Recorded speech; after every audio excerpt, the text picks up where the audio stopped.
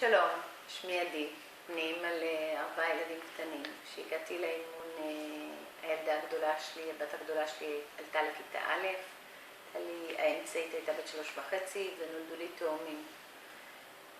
לא הייתה לי עזרה של משפחה קרובה בניהול הבית, במטלות השונות, עזרה עם הילדים.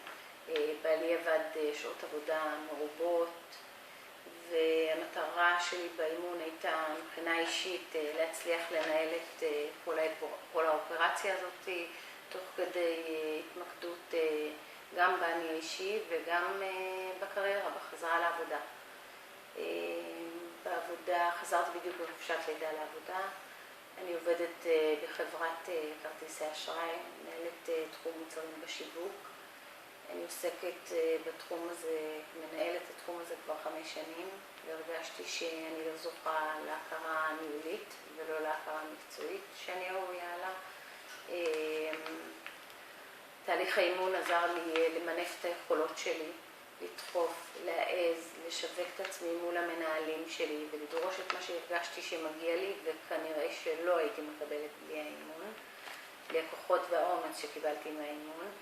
לא השארתי דבר ליד המקרה, למרות שהייתי אחרי חופשת לידה, שזה יכול היה להוות איזושהי האטה בקידום המקצועי שלי.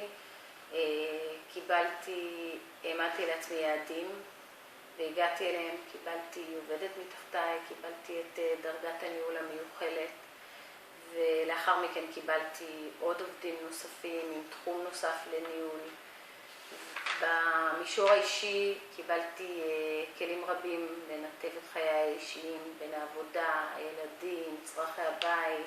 למדתי להיעזר באחרים, להציל סמכויות ולהקל על עצמי כמה שאפשר. התחלתי לתת לעצמי גם מקום וזמן יותר. התחלתי להתאמן בריצה, לצאת יותר בערבים. ואני מרגישה שעשיתי כברת דרך ארוכה לתהליך האימון.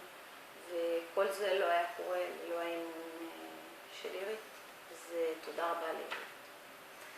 זה היה יותר גרוע מהראשון.